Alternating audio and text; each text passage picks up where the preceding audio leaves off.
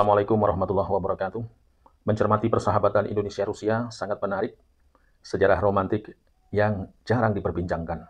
Begitu besar peran Rusia yang ketika itu Uni Soviet dalam menekan Belanda yang masih bercokol di Irian Barat.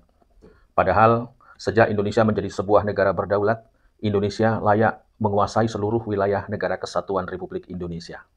Belanda menunjukkan gerak-gerik dan sikap politik ingin tetap menguasai Irian Barat. Sikap politik Belanda itu yang mengusik pimpinan besar revolusi Insinyur Soekarno dan seluruh rakyat Indonesia. Sebagai Presiden Republik Indonesia, Insinyur Soekarno tak tinggal diam, mengambil langkah-langkah penting. Langkah diplomasi pun ditempuh. Semakin jelas, Belanda memang ingin tetap bertahan. Tidak ada pilihan lain kecuali angkat senjata.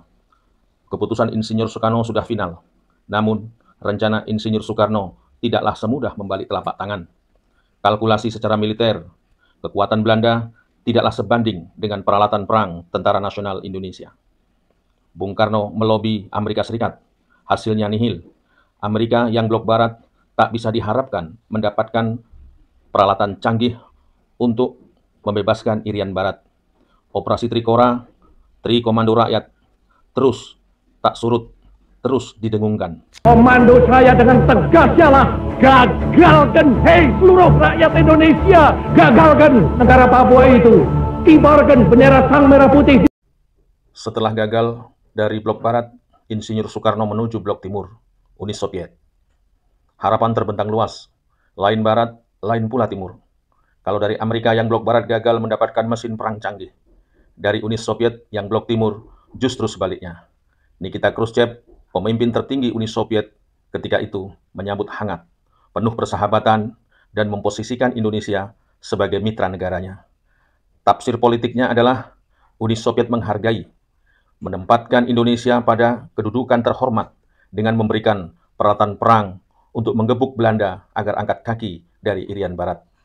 Menteri Luar Negeri Subandrio dan Jenderal Abdul Haris Nasution diutus Bung Karno ke Moskow bernegosiasi untuk mendapatkan mesin perang itu. Nikita Khrushchev, pemimpin Uni Soviet itu mengirim 12 brigad, 12 kapal selam, 22 kapal cepat bertorpedo dan peluru kendali, 4 kapal penyapu ranjau, 1 kapal raksasa kelas Svetlov berbobot 16.640 ton, dilengkapi 12 meriam besar kaliber 6 inci yang diberi nama KRI Irian. Di jajaran armada udara Indonesia, Uni Soviet mengirim 20 pesawat pemburu supersonik MiG-21, 30 pesawat MiG-15, 49 pesawat MiG-17, 10 pesawat supersonik MiG-19, dan 26 pesawat pembom jarak jauh Tu-16 Tupolev. Setelah peralatan perang dikirim Uni Soviet besar-besaran, Belanda pun tak berdaya dan menyerahkan Irian Barat ke pangkuan Negara Kesatuan Republik Indonesia. Tak hanya sampai di situ, negara-negara seluruh dunia, utamanya Asia, semakin tak berkutik melihat angkernya langit Indonesia dikawal oleh pesawat-pesawat tempur canggih buatan Rusia.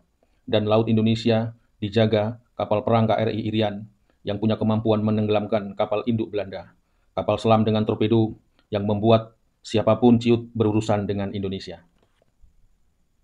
Keadaan geopolitik berubah 360 derajat. Kekuatan pertahanan Indonesia diperhitungkan.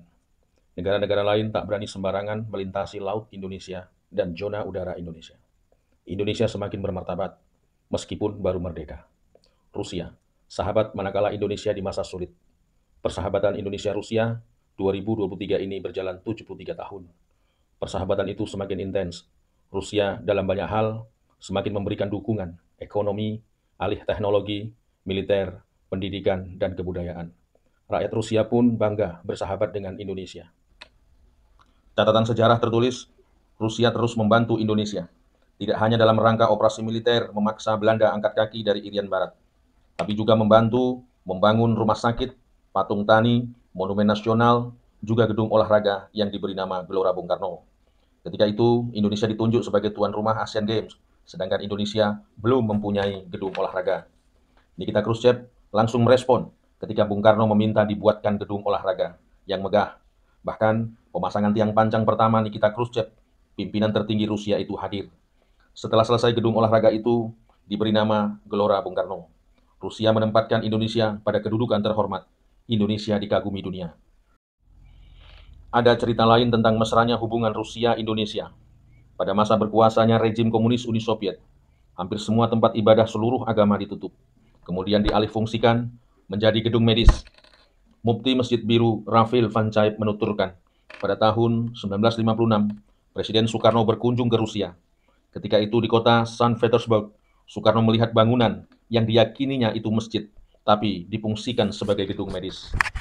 Sekembalinya dari Saint Petersburg, Soekarno meminta izin kepada pemimpin tertinggi Uni Soviet, Nikita Khrushchev, agar Masjid Biru itu difungsikan kembali sebagai tempat ibadah umat Islam. Dengan berat hati, Khrushchev menyetujui, sekalipun sebenarnya Khrushchev anti agama, tapi tak berdaya berhadapan dengan Soekarno. Umat Islam Rusia kagum kepada Soekarno, menganggap Soekarno cerdas dan pemberani. Sejak saat itu, umat Islam dan rakyat Rusia menganggap Indonesia sahabat dekat Rusia. Pada sektor industri, perusahaan plat merah Rusia, Jaruvesnev, melirik Blok S Natuna untuk mengelola lapangan gas raksasa yang dulunya bernama Natuna di Alpha. Ini artinya, kerjasama Indonesia-Rusia berpotensi untuk dikembangkan dalam bidang minyak dan gas yang saling menguntungkan. Indonesia memiliki potensi hidrokarbon sangat besar di perairan Natuna, bahkan mencapai 222 triliun kaki kubik TCF, yakni di Blok S Natuna. Kerjasama pendidikan, Indonesia-Rusia makin hari makin mengalami kemajuan. Rusia terus meningkatkan beasiswa bagi mahasiswa Indonesia yang belajar di Rusia. Dari segi jumlah dan dari segi beasiswa terus diupayakan meningkat, terkhusus di bidang teknologi.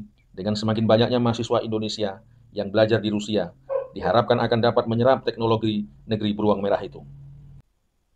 Semoga persahabatan Indonesia-Rusia yang terbentang panjang sejak Indonesia baru merdeka, sejak Indonesia dalam mara bahaya Irian Barat, seterusnya bantuan yang tak putus-putusnya, Gelora Bung Karno, Masjid Istiqlal, Rumah Sakit Persahabatan, simbol Indonesia, Tugu Monas, dan sebagainya. Semakin ke sini, hubungan itu makin intens. Bangsa Indonesia semakin yakin bersahabat dengan Rusia membawa kemajuan untuk kepentingan nasional Indonesia.